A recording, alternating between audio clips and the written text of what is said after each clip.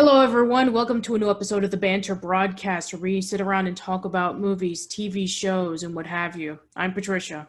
I'm Andrew. And I'm Malia. And so today we decided that we were going to be choosing something completely random for us to cover in our next topic. I guess because, 3 podcasts in a row Avatar related, we decided, you know what, let's just have some fun. Let's just pick something completely random out of everything that we've been talking about that we wanted to say. And so I put everything in a random wheel and I spun it and it landed on Tron. So that's what we're going to be talking about today. Yes. If you haven't picked up on Andrew's excitement, this is one of his favorite franchises. Yeah, Tron is one of my favorite franchises ever. Tron Legacy is my favorite movie, hands down. So I am very, very excited to talk about it. Okay. Well, for those who don't know what Tron is, so Tron started out as a movie back in 1982 with the idea by Steven Lisberger and Donald Kushner. So Steven Lisberger had saw a program by the name of Magi, and he was seeing the arcade game Pong, and he thought, wouldn't it be really interesting if we can have like this expansive world involving with like programs and video games and like this huge world that is inside of it. I mean, what would that be like? And so he basically came up with like this little short, demo reel, and he decided to present it over to different studios. And eventually Buena Vista picked it up alongside with Walt Disney Productions. They got a $17 million budget, and they were able to craft together some pretty much revolutionary CGI that had never been seen in any forms of movies whatsoever. So when the movie came out in 1982, it was a pretty decent hit. It made about $50 million. Although critics didn't really like it. They said it was very confusing. They loved the idea. They thought that the graphics and the computer imaging was incredibly groundbreaking for its time, but they couldn't grasp the story. They thought it was incredibly confusing, especially since it was at a time in which like other sci-fi, series such as Star Wars and Star Trek started becoming a lot more mainstream. So Tron became much of a cult classic over the course of a few decades. It was referenced in a lot of things. A lot of people from Daft Punk to John Lasseter were heavily influenced by Tron. And then eventually it was shown into various video games, especially with the Kingdom Hearts series. And then eventually around 2010, after 28 years, that's when we had Tron Legacy. And we'll talk more into that later. So yeah, let's talk about Tron, shall we? So yeah, I'm actually curious, especially since, we're all a little bit on the younger age, especially since, we're still in college. So, how did you first get introduced to Tron? Okay. So, wait, no, because you're going to rant. I'm going to go first. That's true. That's very true. For me, I was introduced to Tron Legacy as a kid. When I rewatched it last night, memories of me watching it came back, but I didn't get into it like that. So yeah, that's just my little thing. Disclaimer, I for the last 24 hours, I've only watched Tron. And I'm so happy for you. So yeah. So how I found out, how I got introduced. 2009. It was, around when the Tron trailers was first starting to come out and all that. I hate that you know the year. Hush. I was like, oh, this looks really, really cool, And, I didn't think much of it. And then the movie came out. I didn't go to theaters to watch it. And it was on Netflix for a while. So I was in like the 6th, 7th grade, which I'm really young. I'm really young, as you could tell, because I was in the 6th or 7th grade in 2011. You make us sound like babies, because I'm like, what, a year older than you? Yeah, I'm still a baby compared to most people probably watching this. Anyway, so it was on Netflix and I watched part of it, but then I didn't finish, and I don't know why. But I didn't finish. I didn't even get to the grid, like where they got to the grid. That's how little I watched. And then one day, this was after I graduated 8th grade. This was 2013. We're flash forwarding like 2 years. In 2013, summer before going into high school, I went to the library with my mom and my brother. And this was like, when I used to read all the time. So I was going through picking up books or whatever, and they had a DVD section. So I was like, okay, let me look for a couple movies. So I liked really old movies at the time. I picked up Swiss Family Robinson. I picked up Computer Wore Tennis Shoes, like old movies from like the 80s, 70s. And then Tron caught my eye. I was like, huh, interesting. So I pulled it out, looked at it. It was the one from the 80s, 1982. And 82, right? That's when Yeah. it originally came out. Yes. So I was like, okay, well, I'm going to get this and watch it. I took it home, watched it. It was really weird. It's a really strange movie, but I loved every second of it, right? I loved it. So at that point, I made it my mission to find the sequel, to find Tron Legacy. I looked through, I'll never forget, I was looking through every red box near me, like just looking, just Googling, where is it? And I found one copy in a red box that was like 10 miles away. So I begged my mom, begged and pleaded. She took me to go get it. I brought it home, put it in my Blu-ray player. I must have watched that movie 3 times in one night. Like, it was phenomenal to me. Like, how it looked, the music was just amazing. The music was incredible. I liked the story, I liked the characters, I liked the concept of it all. So, and then like a couple months later, I went and bought both movies. I bought the video game for Xbox, I bought the video game for DS, I bought the video game for my PS Vita, PSP, whatever it was called. And I own a bunch of Tron stuff now, and I regret nothing. Yeah, I can. Well, from your descriptions, it seems like you like Tron. So, Love it. I yeah, love it so much. yeah. Now, I remember I first got introduced to it back in high school, I think. So this must have been like around 2004, 2005.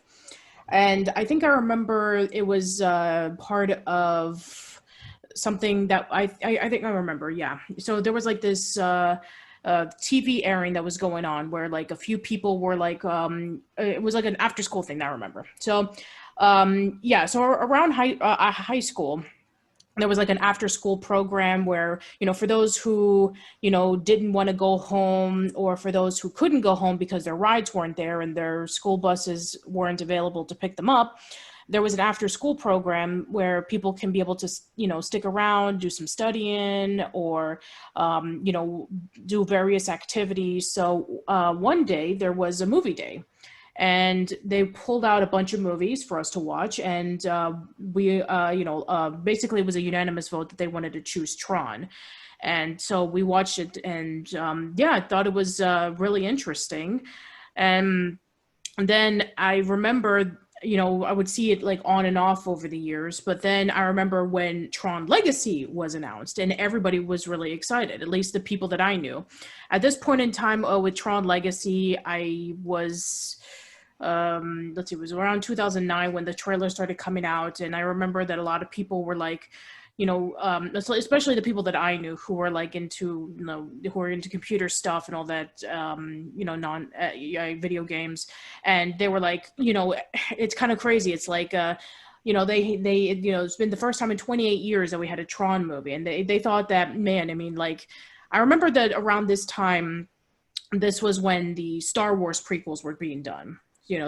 So after, this was around the time in which when, episode 3 was out, and, this was when the Clone Wars series was starting.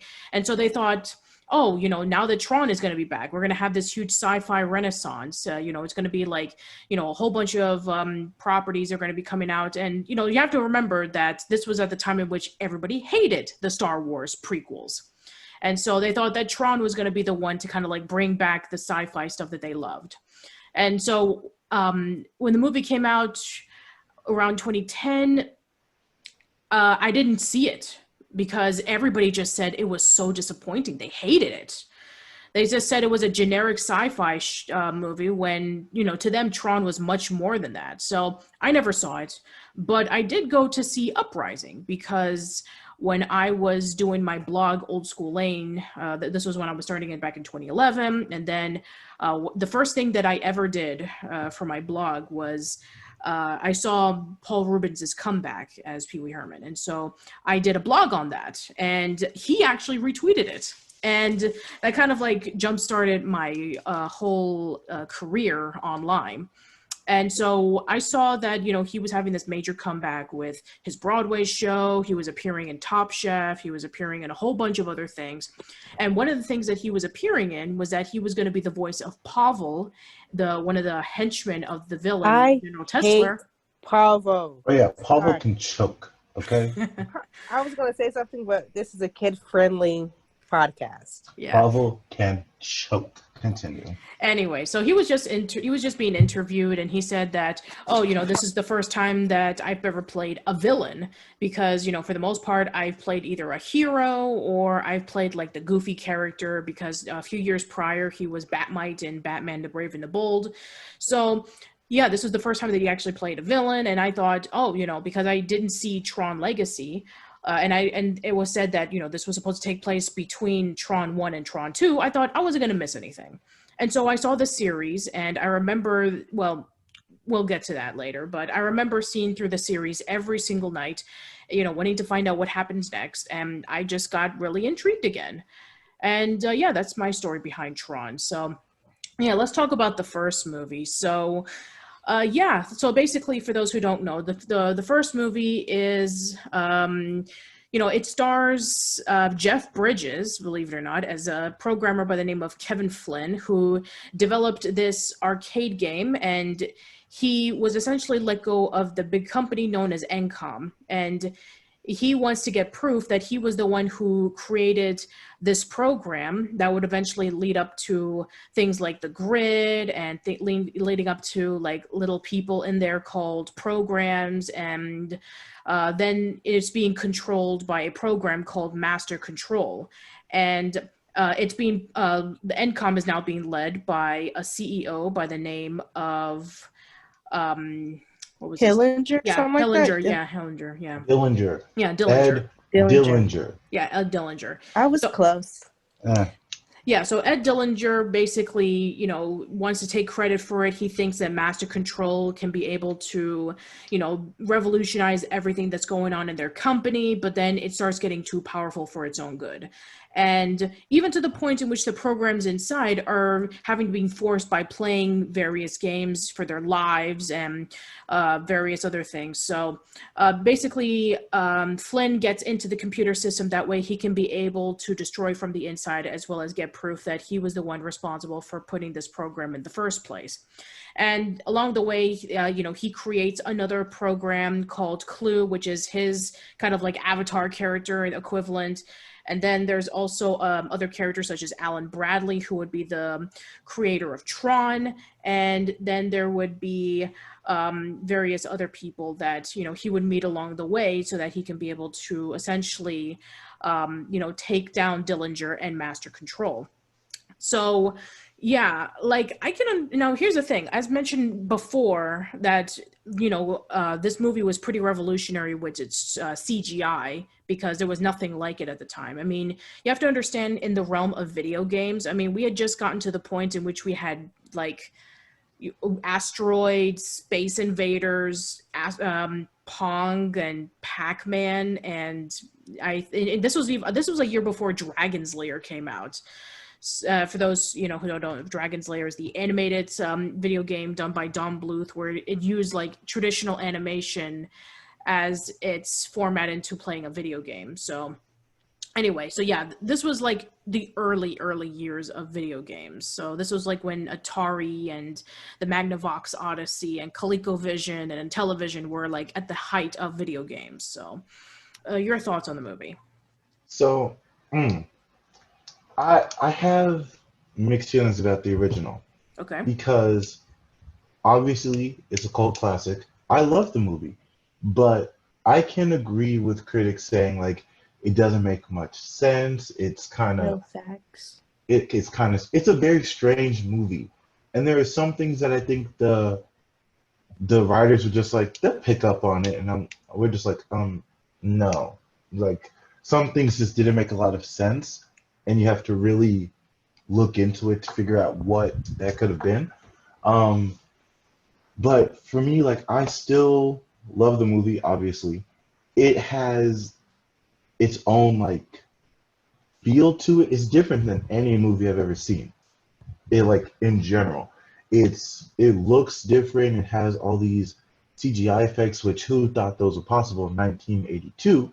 We have the music, which I think the music in the first one is really good. It is interesting. To me it sounds like synth score. I don't know if it is synth score. It is in score. It was It done is by okay. Walter Carlos, who was very well known for his synth music. He also did the soundtrack for A Clockwork Orange and The Shining. Got you. Okay. So it has its own personality set aside from any movie I've ever seen. It's Hmm. different, it's unique, it has an interesting story because when you think about it, computers were just really starting to become a thing in 1982.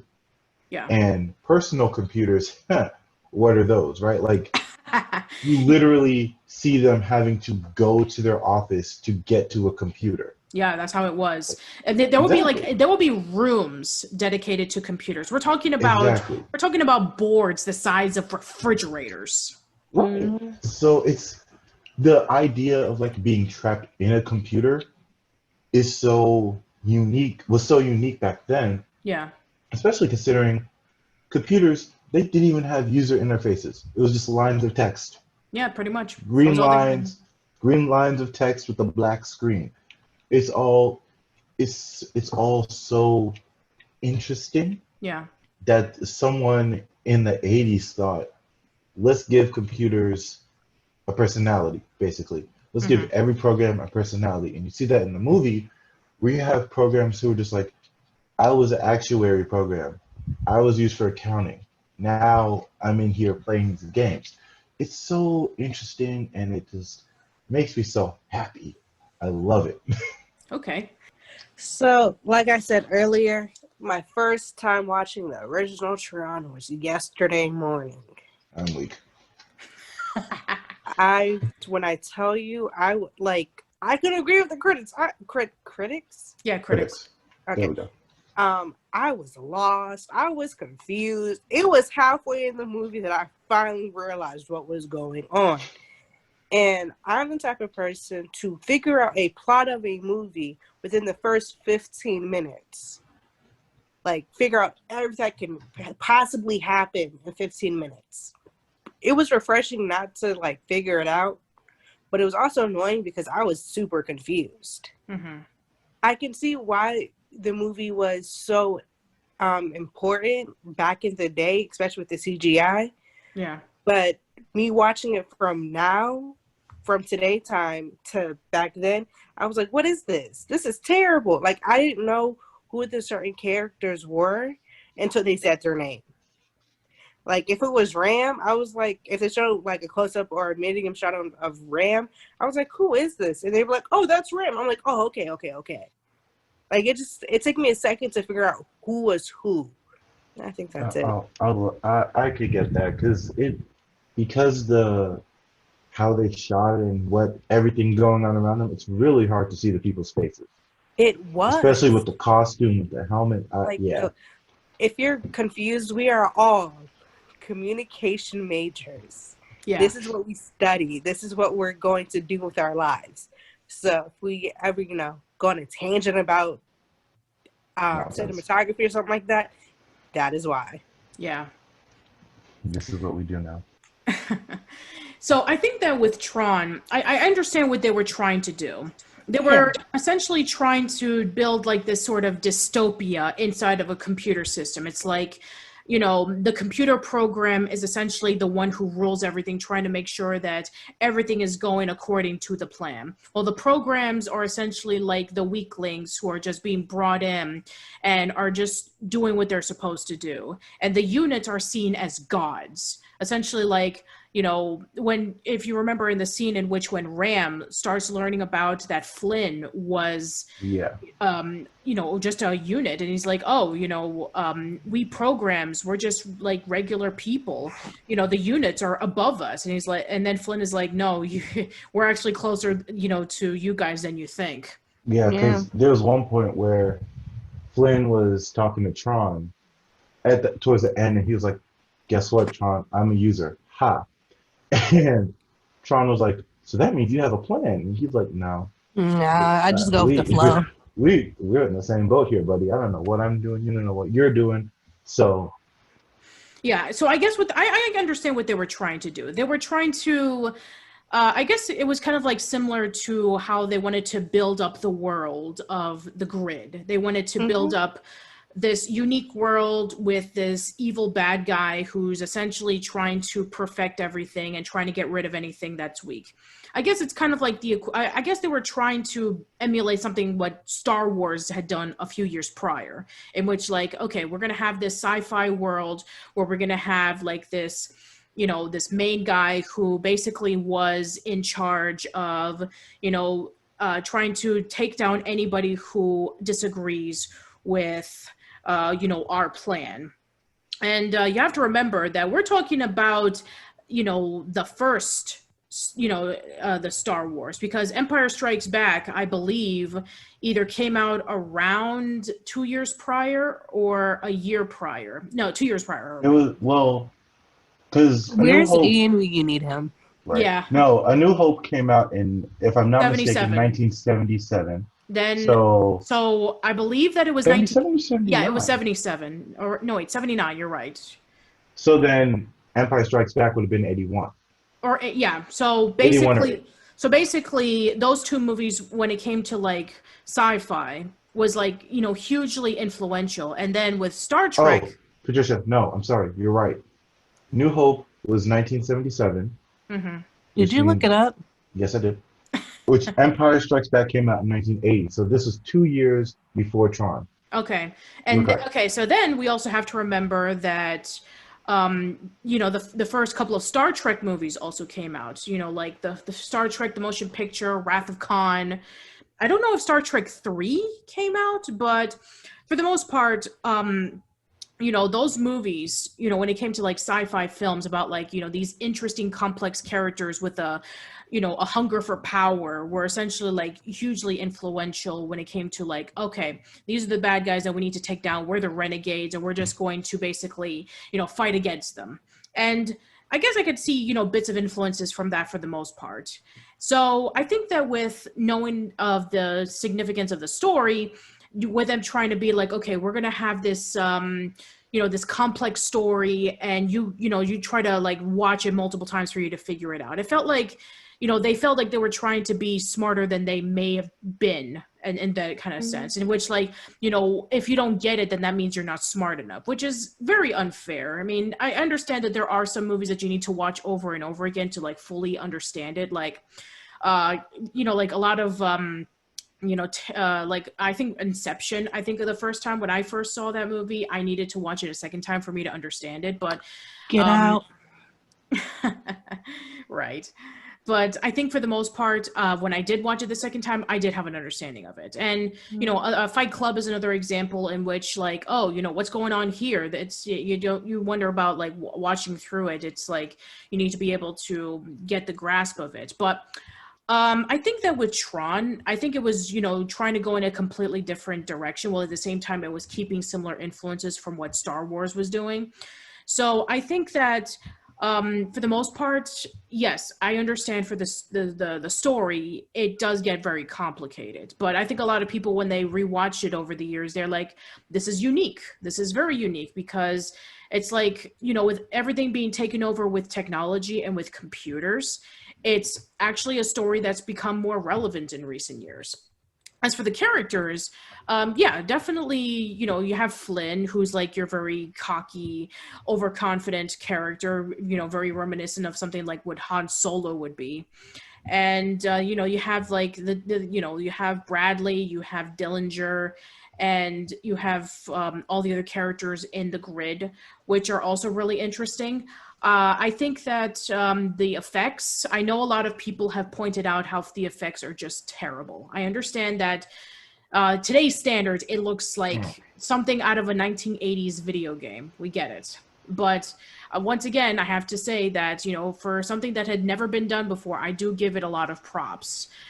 We just have to remember that the technology wasn't there yet. It wouldn't take until at least a few, decades in which like, that doesn't look like complete garbage. So, Yeah.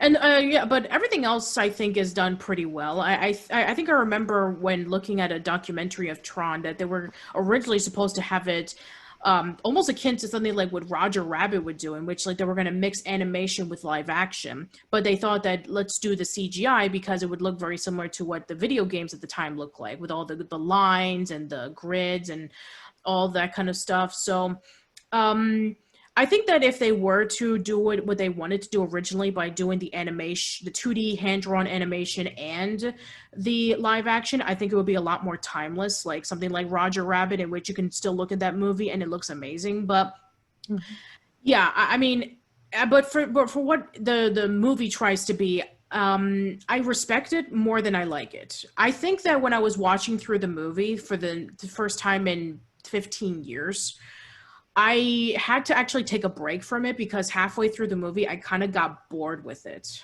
Oh no, same. I only powered through because I was like, I have to watch Legacy and Uprising still. Yeah. And I was like, I have to understand both of those. Yeah. I mean, once I calmed down and I sat down, watching through the movie, I was able to get through it just fine. But yeah, the movie is pretty slow paced, especially since the story does get confusing. But for the most part, if you are able to overlook the fact that this is a movie that came out in the early 80s and you're able to look past the very dated effects, then I would suggest, not gonna lie to you. yeah. Very. Yeah. So I would say that this one is, for anybody who is a sci-fi fan, this is one of those movies that you do need to check out for sure. Something about the movie, Tron, that upset me. I have 2 different points. The first, Yeah. I'm gonna go with the one that upset me. Yeah. What's the girl's name in real time, like in real life? Yuri? No, that's her programming name. Yeah, that's her programming name. But what's her actual name? Shoot, I forgot. Okay, I'm just gonna refer to her as Yuri then. Yeah, Hold on, I got you. Yeah, I know what you said. Laura. Laura. Okay, so Laura / Yuri for Tron.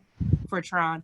I didn't like the fact that Yuri kissed Flynn in the game and then went and kissed Tron. Yeah, Why did she kiss Flynn? Yeah, that At is the very end. that's very confusing. I mean, I could understand if Laura kissed Flynn because obviously, as you know in the movie, they originally dated right before she dated Alan. But the fact that she kissed Flynn and then afterward, she went with Tron because they were a couple, that was kind of confusing. I don't know if it was like a good luck kiss. I don't know if it was like It did not look like no good luck kiss because I was definitely felt like that was some tongue in there. Yeah, that's really strange. And then with Tron, she was like with the kiss that she gave Tron, in my eyes, more so looked like a good luck kiss than what she did with Flynn. Because like To rewatch this movie because I don't remember. It was at the kissing very Flynn. end. It was at the very end. Right it was like right before he jumped into Master Control. Where he jumped into the like port. right before that they kissed. Yeah, she's right. They did, and I don't know why. I didn't like it, like, because I was in my head. It's okay if the program Laura Yuri kisses Flynn because they're not together. Like, it's not actual Laura. But then she went around and kissed Tron like they were together, and I was like, "What is this? I What is have going many on? I'm questions. confused. Yeah, yeah, exactly. Like, I So don't many understand that part either. Like, I don't get it. But what was your second part? Oh, the second part is I understand that it's called Tron, but I was expecting to see more of Tron than Flynn. Yeah, that's true. Tron is, even though the name of the movie is Tron, it's Flynn's story. Yeah, Yeah. and even with even in not Uprising, in Legacy, it's not Tron's story, it's Sam's story. Right. And in Uprising, it's Beck's story. It's never Tron. We don't follow Tron him, we always follow somebody else. But Tron definitely had more. He had more of an impact in Uprising than he did in any In of the Uprising, other he ones. had more of an impact. But outside of that, if they didn't make that, you would not follow Tron whatsoever. That's But true. the thing that I think they named it Tron because at the end of the day, Tron was a program that saved the grid. Yeah. So if you think about it, Flynn helped in a sense, but Tron was the one who really saved the day. He's actually the hero of the story. He is. To It's kind of me. like the equivalent of the Legend of Zelda series, but Right. Zelda. Zelda is not the main person you focus on. You focus on Link. Yeah. Like you play as Link. Link is a character. It's the same thing. Fun fact, when I was younger, I got the two confused. I got Zelda and Link. Oh, of course. I did too. I'd be playing and I'm like, I'm Zelda. No, you're not. Zelda's the princess. Zelda's someone completely different, buddy. Yeah. But yeah, it's a similar situation to that where you have the movie is called Tron. Tron is the hero. Tron may be like the thing everyone looks up to, but it's someone else's story. Yeah. Like this is all Kevin Flynn's story. This is Sam Flynn's story. This is Beck's story. But Tron is just like this figure, and we see it in Uprising, especially where everyone looks to Tron. Tron is like their hero. Yeah. You know? So you really see Tron's impact in Uprising. Uprising, then you doing anything else. But we'll come back to Uprising. Yeah. I was going to ask, what did you guys think of Legacy? Okay. I love Legacy. Okay. Oh, wow, my voice. Whoa. Are you going through puberty again, Andrew? Probably. Yeah, here's the thing. Like, as I mentioned earlier in the podcast, that I hadn't seen Legacy until just recently because I remember those who loved the original Tron were just so heavily disappointed with Legacy, saying it's just a generic sci-fi movie. It doesn't have the deep morals and complexities that the original had. But and so basically, for those who, Tron Legacy takes place about 27 years after Tron. So it focuses on Kevin's son, Sam. So Kevin Flynn disappeared into the grid where he, Clue, and Tron were going to rebuild the world after Master Control was eliminated. But then Clue got way too powerful for his own good, only focusing on making it a perfect place. And so killing everybody. Yeah, he killed pretty much everybody. He almost killed Tron. And, Flynn had to run away and go into hiding for decades, which is why Sam in the movie, he doesn't know where his father went. He completely disappeared. And so one day, Alan received a text saying a page, yes. He received a page message from, well, he thinks it is from Flynn, but it's actually from Clue trying to lure Sam into the grid so that he can be able to open the portal, so that the portal can be able to allow Clue and all of his army so that they can go into the world and conquer everything. So essentially along the way, he meets up with a character named Cora, who is alongside with Flynn, and basically they have to go inside the portal and go back into the real world because the portal would shut down in 8 hours.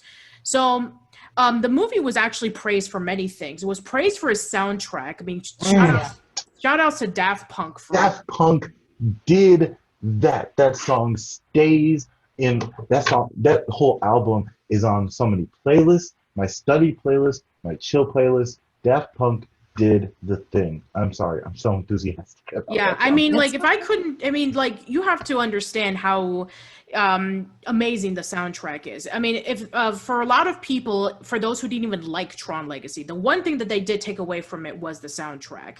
They said that, you know, for them, it was the only good thing that came out of that movie.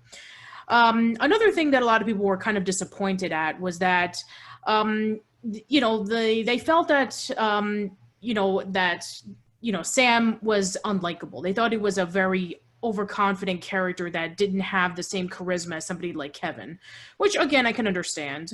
I mean, especially since, you know, they were trying to essentially do Kevin Flynn but put it into his son. And they felt that the story was just too basic compared to the original story, in which, like, you needed to watch it a couple of times to appreciate it. They felt it was just too mainstream and watered down. But over the years, especially, you know, for people who were first introduced to Tron from Legacy, they actually appreciate Legacy a lot more, and they actually consider it to be superior to the original. Where to begin with Legacy? Because again, favorite movie of all time. First of all, it's in every way better than the first one. Like looking at it, the special effects they use in that movie, wow, they hold up beautiful. today. They hold up today, and that was 10 years ago. Yeah, it Yeah. was. It's 10 years ago, and it looks as real as it can be. Watching it on like full 4K, UHD, all of that blows my freaking mind. Okay, it looks incredible. This story to me, they couldn't make something super complex, super crazy, super out of this world, whatever. Because when you think about it, this is a lot of people's first introduction to the franchise. Like, yes, it is. Like, people knew obviously that this is an old franchise, but like me, I did not know Tron Legacy was based off of a movie that came out in the 80s when it was first coming out.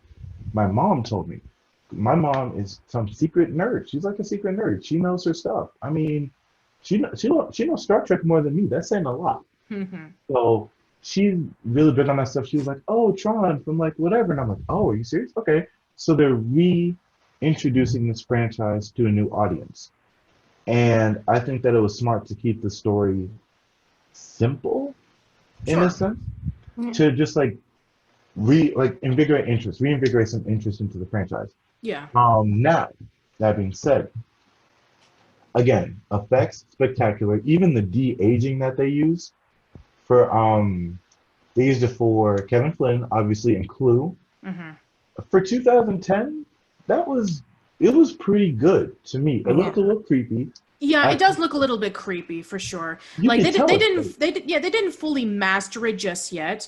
I mean, if you see something like Gemini Man, in which you take a look at Will Smith, the old Will Smith, compared to like the Will Smith that he would have looked like when he was in his Fresh Prince of Bel-Air days, it looks Right, way better. Yeah. right.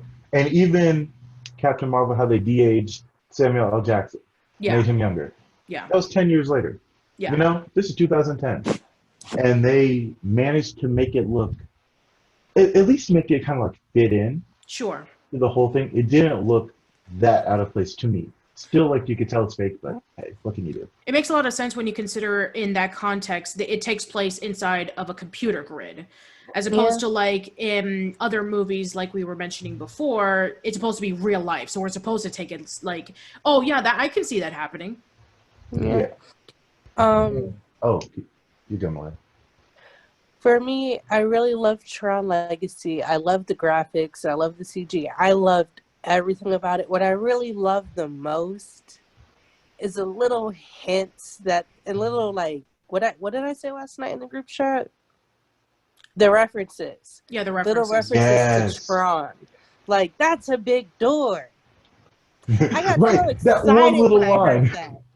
Huh? Yeah, there are, yeah, exactly. There are a lot of little references, like when Sam enters into the arcade place and he turns on the lights and you see all the arcades lighting up. The song that they're They're playing is playing Journey, they're playing Journey. It's the same song that they played in the original. Yeah. and like one of the songs on the soundtrack, one of my favorites. Well, they say it in the movie too. The club that they were in when all of the army attacked, the Mhm. club is called the End of Line Club. And if you looked in the Yes. movie, like whenever MCP would end what he was saying, it would say end of line. End of line. That I one little loved it. thing. I loved it so much. And Yeah. this is a callback not necessarily to the 80s, but it was a callback to the beginning of the movie where this, I get chills every time the scene comes on. When at the beginning, where you have like you can essentially call it an exposition dump, Sure. and you're saying everything that's going on, and you have Flynn giving his speech about like how the technology is the future. He's like, "In there is a new world, and there's our destiny, blah blah blah." And towards the end of the movie, climax is coming. Clue has his army lined up to go, and he's giving them a speech to hype them up. And he says the exact same thing that Flynn said in the beginning.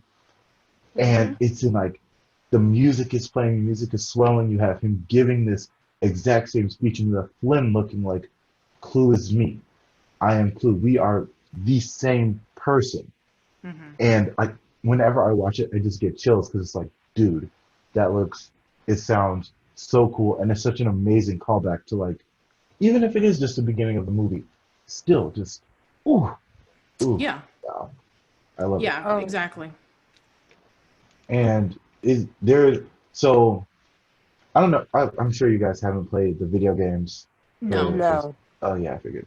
So Oh, I probably did. They were really But- popular when we were kids, They Andrew. were. So there's an Xbox version, which is like this. It's like a free running parkour type of game. It is really, really good. The only problem is a lot of it relies on Xbox Live, which like the servers for Tron aren't up anymore, so can't really do it. So there's that, and there's a DS version. Those two give expansions on the story. Mm-hmm. And I don't remember much about the DS version because I played that when I was really, really young. But I got the Xbox version when I was maybe 14, 15, and I played it. And that gives more of an explanation on the ISOs and how the purge happened. And it takes place around the same time as Uprising. A little Okay. before. Okay. Because the ISOs are still there. Right? So In Uprising, we only saw like what, 2 ISOs, right? right, we saw Cora, Cora. Olivia Wilde's character, and another one. Yeah, I can't I remember the don't other remember one's the name. name. I But, think it starts with the A. Fun fact, Olivia Wilde reprised her role for that episode. Yeah, Totally she did. unrelated. Mhm. So you have the ISOs, you see their leader, you see like Clue interacting with them. It all happens leading up to the purge. And I don't remember much about the story because it was a long time ago. But like for people who are really interested, I highly recommend going on YouTube and just watching the cutscenes Okay. because it expounds on it and it explains so much. The DS version has a similar thing. I don't really remember like all of it Mm-hmm. or any of it because I was like 11, but still they've expanded on the mythos, they've expanded on the continuity in so many ways outside of film. And I think that like if we can just keep going with that in this next installment, which I'm assuming we'll talk about, Yeah. this next installment, we could bring it back and hopefully like make it mainstream again because Tron deserves so much. Yeah. Tron never really made it into the mainstream. I mean, people know of it when they see its iconography, but it never really gotten the same attention as something like Star Trek or Star Wars. Right. Yeah. And you can definitely tell when, Legacy didn't leave a major impact on anybody who saw it. So I think that more people are appreciating it now than they did 10 years ago because a lot of people were kind of like expecting something grand when that wasn't supposed to be what they were supposed to do for the most part. But I know I'm probably gonna get some hate for this, but after watching through Legacy for the first time ever, and knowing about Tron and knowing about Uprising, I have to say that Legacy is is a better film. Let's be honest. I mean, It really is. Really is. The pace is a lot faster and it's much more interesting. The effects are a lot better. I mean, obviously they had 28 years to be able to, tighten it up. It continues the story, but at the same time, you don't feel completely lost. I mean, some people could even argue that you don't even have to watch the first movie in order for you to understand it. But you could if you want to, but I would recommend, especially for those who, if you have to choose one or the other, then Legacy would be the one to check out. Yes. And also, I think that, I think I remember one of the complaints was about Kevin, about how zen he was and about how he didn't want to take any action. I think some people comparing it to like how Luke Skywalker was in the later Star Wars movies, in which he didn't want to fight anymore. He's been trapped in a computer for 20 plus years. Hold up. If I was stuck in a computer fighting a literal image of myself, I would give up too. I know what I think. He knows what I think. Yeah. We're done for. There's literally no point of me trying to outsmart myself. Right. Yeah. Oh, wow. Ooh, voice again. It's okay. You're just going through puberty. I think that's what a lot of people didn't seem to really understand when they first saw it. It's like, you have to understand that you're essentially fighting against yourself, and yourself just so happens to have a huge army. And, the fate of humanity, which was Tron, was killed off and then re-brought back as the strongest warrior. I mean, what would you do in that situation? And especially since he was raising Korra, who, was who's the very last of the Ithos. And it's like, he needed to protect her, needed to keep her safe. And, essentially Sam thought that, he was going to, stop at nothing to save everything, even though his actions became reckless and it made things worse than it already was. Sounds like Beck.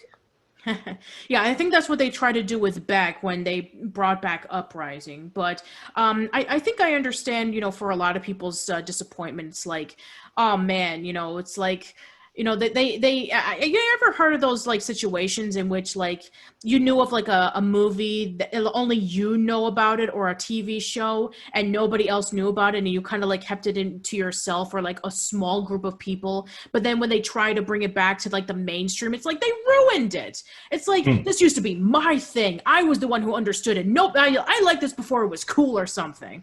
And it's like, oh my gosh. You're speaking my life, okay? Yeah. You're speaking my life. I have so many shows, so many movies that I was trying to put people onto. They're like, no, I don't want to watch that. That looks a little suspect. Not suspect, like weird. Yeah. And I'll be like, okay, cool, whatever then. As soon as it became mainstream. Now everybody's a fan. Exactly. What? It's kind of like how I felt about, when Invader Zim got really popular. When I knew about it back in high school, and not a lot of people knew about it because, SpongeBob and Fairly Odd Parents were hugely popular. I loved Invader Zim growing up. I loved it. Yeah. So I think that's when you were in high school, right? That was 2001. I was in high school when that happened. I lied. I forgot. I was growing up when you were in college. We were growing up when you were in college. I forgot. Anyway. In 2001, I was like 1 or 2. I was 1 turning 2. You just sent Malia into a downward spiral of emotions.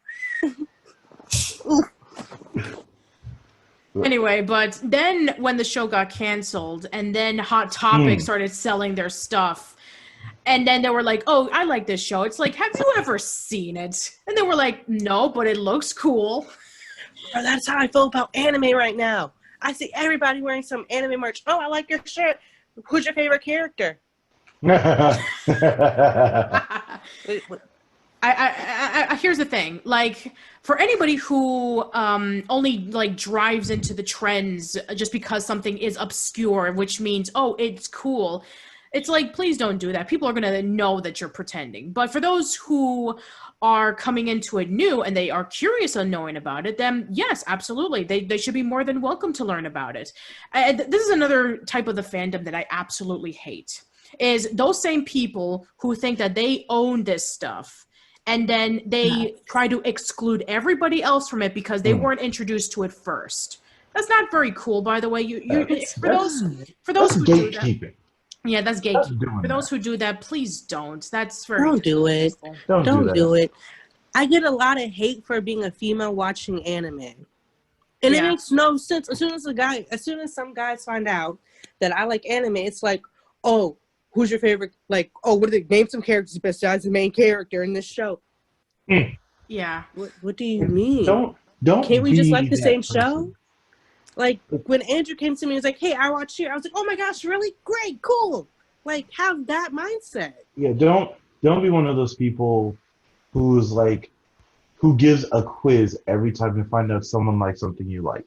Yeah. You know, don't be that person. Yeah. So, and also, you know, once I want to heavily emphasize this. If there is a movie or a franchise based off of a property that's been going on for a long time, and they like a newer version of it, and as opposed to the older version, which is quote unquote beloved by everybody, please don't hate on them. Like, don't do Please that. Don't do Please that. don't. Don't do that. That's so annoying. Keep that to yourself.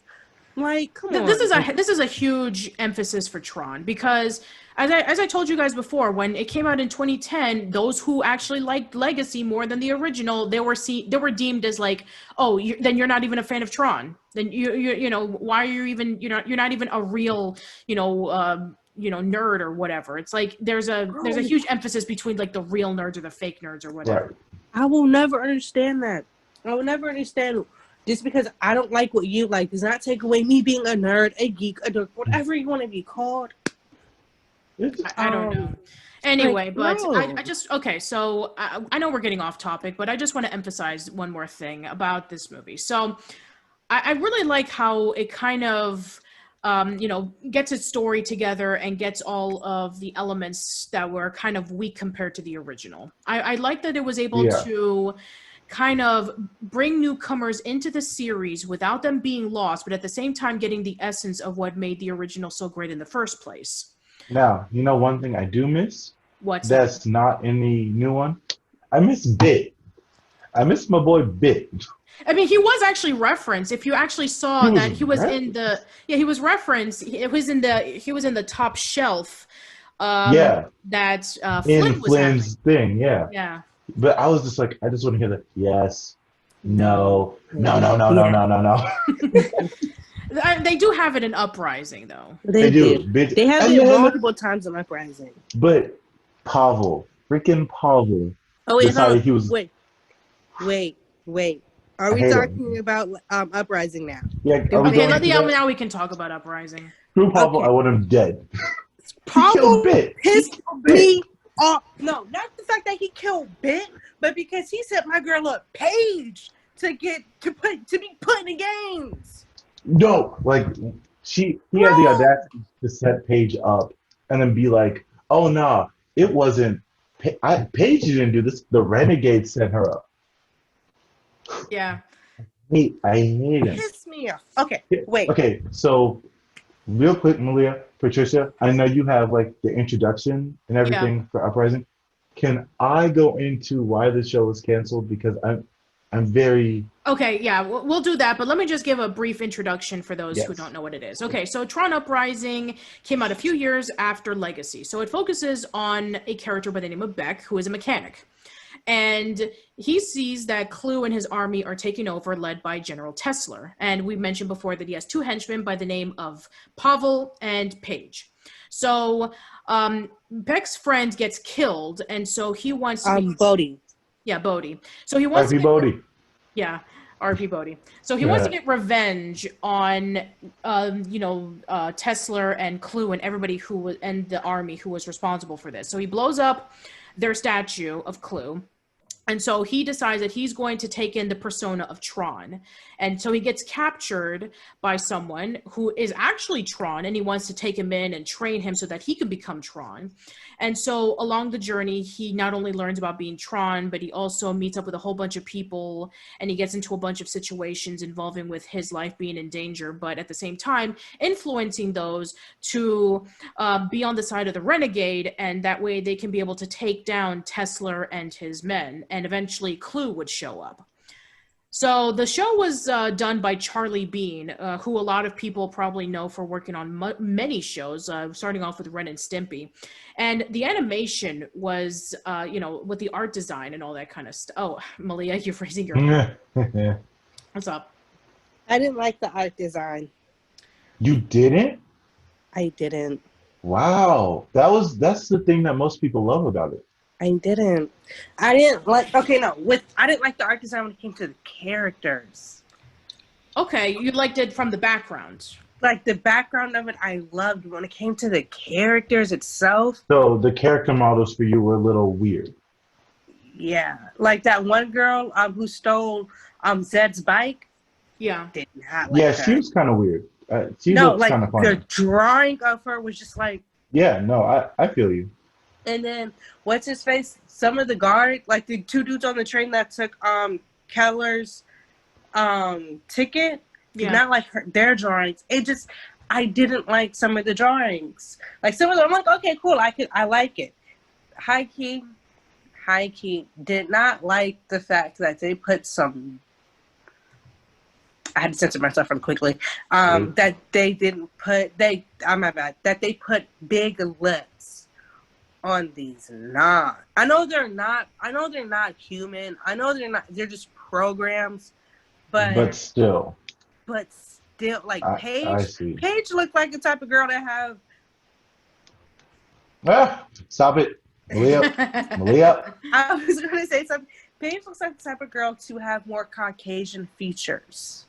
Fair enough. I can understand where you're coming from. Right. So yeah, the art design was done by Alberto Mielgo, and who would later on do the Netflix series Love, Death, and Robots. Love that show. And the character I haven't watched it. I haven't seen it either. It's so good. And the character designer was Robert Valley, who also is the same animator for the Gorillaz music videos. So you can tell that their art design is very unique compared to like a traditional animation style. So they wanted to keep into what Tron Legacy was. They did the same design as Tron Legacy, the same background art as Tron Legacy, but they decided to put in their own unique spin into it.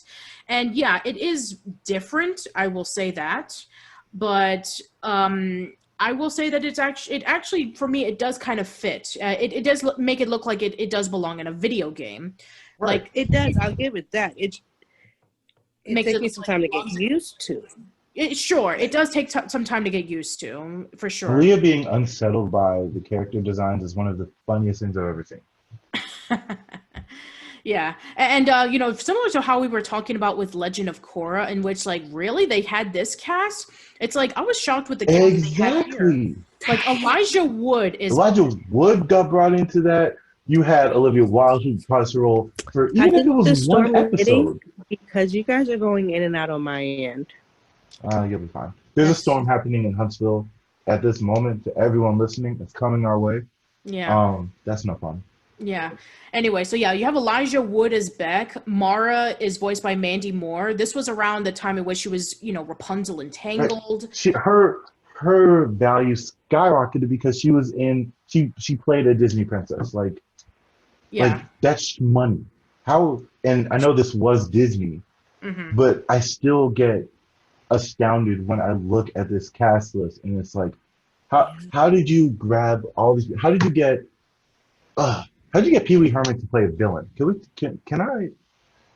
I just have so many questions. Yeah, that is and Lance Hendrickson is Tesla, and you have you have your usual like voice actors. You have Fred Tatasciore. Did I freeze? Yeah, go ahead. No, did I freeze because you guys froze? No. Okay, wait, can I go though? Yeah, go ahead. All right, change the topic, but not really. So I liked Uprising, right? Great show, great plot. They could attest to this because I put it in the group chat as I was watching the show. But at first, I did not like Beck. She did not like Beck. She didn't like her. And it's solely because this man was wishy-washy with being Tron. Like, you guys can be like, my reasoning was because he did not want to take up the mantle at first, right? Mhm. And you can be like, up until his friends were in danger, and I was like, I hate that trope so much because it shouldn't matter at that point in time. But I guess whatever, right? Ian pointed out to me and he said it's because he realized it hit close to home. No, it hit close to home when he decided to blow up Clue's statue when his friend Bodhi died. That's why he did what he did. And then he went to go meet Tron, and then he got captured by Tron and set his side. And then Tron was like, "Do you want to do it?" And he was like, I don't think I can. Yada yada yada. So why did you go do what you just did with Clue if you don't think you can? And then for him later on to be, and then next episode be like, "Yeah, I don't think I can do it. You should do it."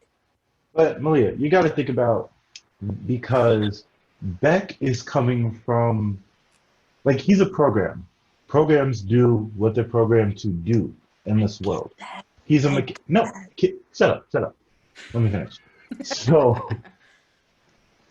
Beck is just a program doing what he's programmed to do, and he's coming in contact with someone who, first of all, the whole grid thinks is dead. Right? He thinks the grid is dead. Number one.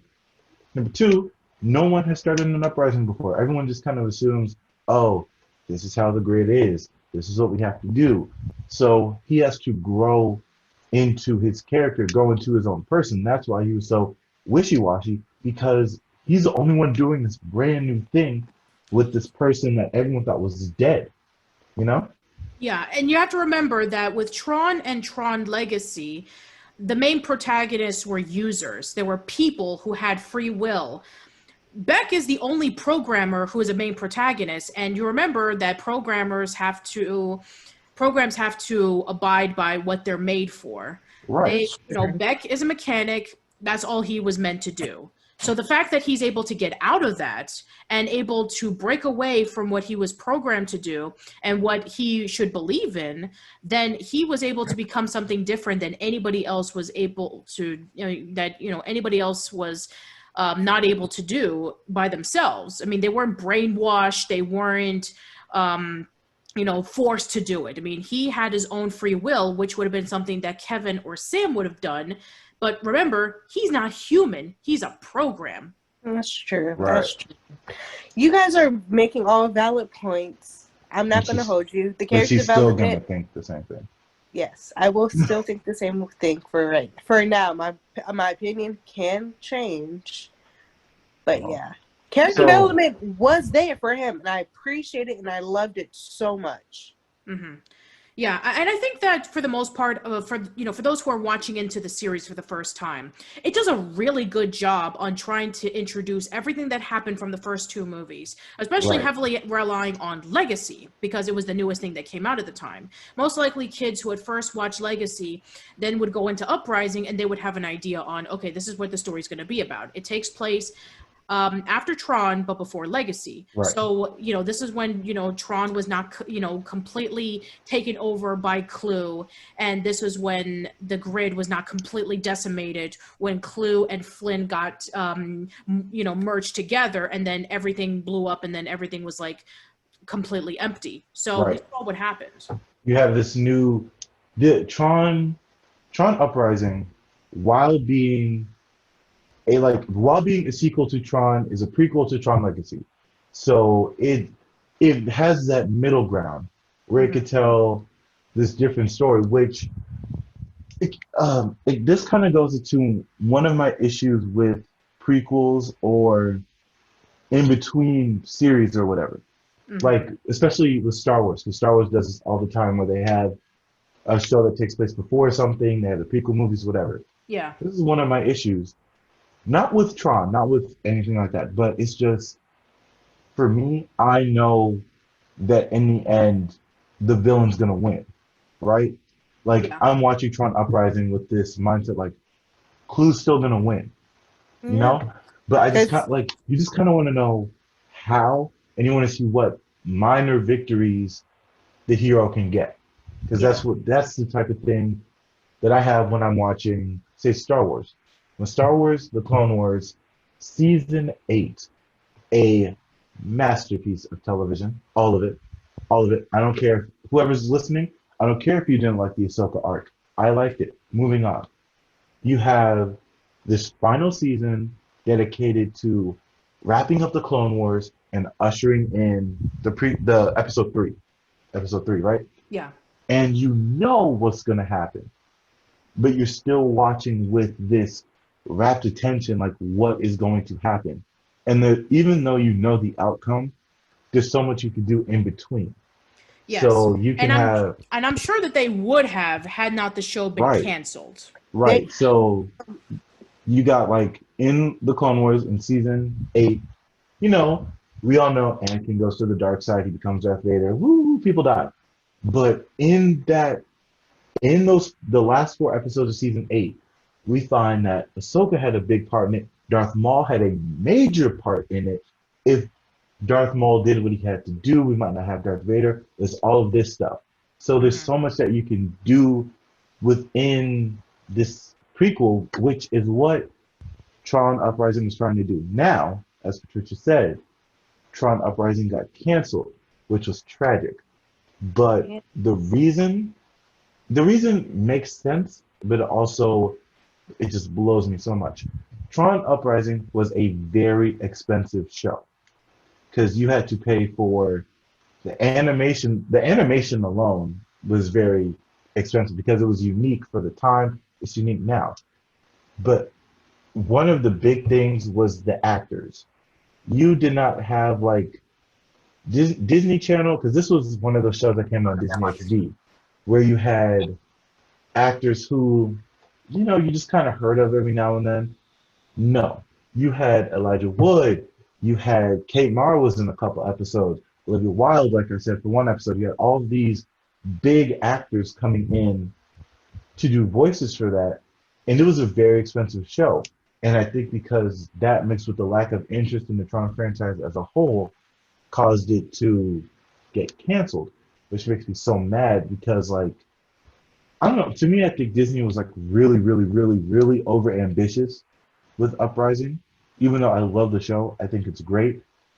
I think that they kind of overestimated how much people liked Tron. Yeah, they thought that this was going to be their next sci-fi series. Right. I mean, you have to remember that this came out a few years after Tron. And so, the Marvel Cinematic Universe was happening, and they wanted to see if maybe they can be able to expand it. And so we wouldn't get, and then eventually a few years later, if you remember, Disney bought the rights to Star Wars. And so then they brought that back. So I take it that because they had bought the rights to Star Wars a few years later, 2015 was when we had, episode 7. They were like, we don't need Tron anymore because Star Wars is already our billion-dollar hit. Right. So, and they were originally supposed to have a second season. They were supposed to have another movie that was a continuation of Tron Legacy, but because that the movie didn't really meet a lot of people's expectations, and because Tron Uprising got canceled for those reasons, and the fact that, if you remember, Andrew, for those who actually saw Tron Uprising when it was on TV, they moved the time schedules. I remember when I had to watch episodes of Tron Uprising at 1 a.m, even close to midnight, because of that. I think, like, obviously, this Tron Uprising came out in 2012. Yes. Which was 2 years after Tron Legacy. Mm-hmm. And I feel like within those 2 years, I still think they should have gone through with the show because the show is so good. Mm-hmm. But if they just gauged like where audiences were on the original Tron, maybe make a less expensive show, just keep expectations a little lower. I don't know. Yeah, but I think Disney was pushing the franchise too far. They thought that, Tron is such a classic. Everybody's going to be driving, they're going to be coming in by the droves. No, of course not. That's not what happened. That's not what happened because only a handful of people loved Tron. And then when they saw Tron Legacy, they were like, oh man, this is way too mainstream for me. I'm done.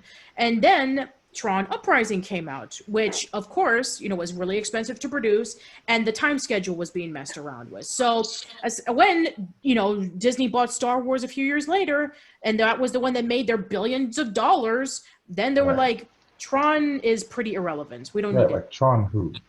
Malia, what you got? Yeah, exactly. Go ahead, Malia.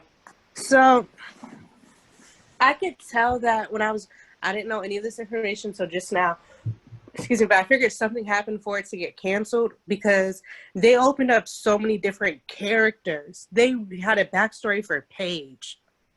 And by the way, Right? Paige's backstory is tragic. Like, bro, Tesla really played her life and said, I saved you. No, you killed everybody. And I was really excited to see her figure that out and see it and what would happen. And then for her to finally team up with Beck. Because you saw that, Heike, I saw that happening from episode 1. Yeah, I could tell that Paige is going to be one of those sympathetic villains who's just doing what she believes in her heart of hearts to be right.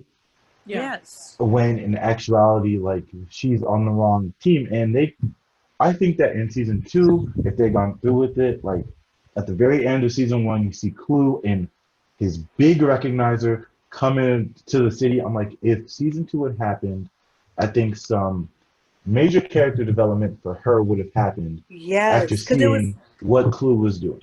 Because it was happening in season 1. Because remember, when she met back on the train, she was like, she started opening up to him. They even went on that little date. They went on a little date. They had fun. Like, bro, it's because I really shipped them. I feel for Paige. I really do, because her basically her father figure has been lying to her for how many years? Day 1, since they met. And Paige was just so confused because when she came across the ISOs, I don't think she wanted to report them. She didn't report them. Her friends reported them. Right. So she's already having this mental battle of like, what's right, what's wrong. And she wants to do the right thing, but she just got caught up in the whole ISO incident. And because the ISOs took her out, but knocked her out. I'm talking about the boss. I forgot his name. Oh, Tesla. Because Tesla took out her friends and was like, the ISOs are bad. They're evil. Don't trust them. So that kind of messed her up. And now she legitimately thinks she's doing the right thing, which is no fault of hers. What? I just remembered something. Yes, go. Okay, so when you're talking about the ISOs and all that stuff, my mind went to Dyson and how he was like, all ISOs are bad because somebody threw the disc from their side. Right. We never got to figure out who threw the disc. It wasn't an ISO. It wasn't an ISO. I don't believe it was an ISO. No, it wasn't, because if you look back in that, because I pay super close attention to small details. That's how I figure out plots really quickly. Right. So are you talking about like when you saw him run away? Yeah. So I figured who ran away. All ISOs were wearing white. Right. Only he people was wearing black. No, he wasn't wearing a cloak. It was not a cloak. It was a it was a programmer's outfit. I knew it wasn't an ISO, but I didn't catch the. I thought he just had a cloak on and he was running away. That was not a cloak. Go back and watch that scene. Noted. It's just like a regular program's outfit. Malia froze. Somebody from the programmer side went to the ISO side and said, "I'm gonna start a war." Boop. Pretty much. Yeah. And then the siege for the purge were sown. Next thing you know, all the ISOs except for one are dead. Yeah. So with all of this story happening and like not plot inconsistencies, but like lack of interest, I guess. For those of you who do not know, they're bringing Tron back. Yes, they are. Praise God. They're bringing Tron back. To find out. Here's the thing. They have been on and off on this project for about 7 years. For years. And it was first announced unofficially that Jared Leto was involved in the project way back in 2017. Yeah. 2017, 2016. Because I remember seeing the news at church, of all places. Lord forgive me. And getting so excited. Church. I hate myself too. Yeah. But it's like, I was so excited. I was like, oh my goodness, Tron's coming back. Jared Leto was involved. That's all we knew. Well, yeah, exactly. And now, as of just a few weeks ago, we now know who the writer and the director are. They have a script.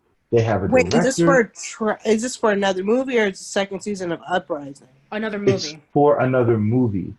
But okay, I love my Twitter page so much. So I follow this. It's like a Tron fan account, you could say, on Twitter, and it's called I think it's like Tron Fans United or something. I Mhm. forgot. They haven't posted in a while. But when Disney Plus first dropped, they were like, everyone go stream Uprising, watch Uprising. Enough interest in that movie, in that show, will give us another season, potentially. Because that's what happened with Young Justice. Young Justice was off the air for how many years, and then people watched it, and they were like, oh, there is an interest for this, so they brought it back. So it's the Yeah. same thing that they were trying to do.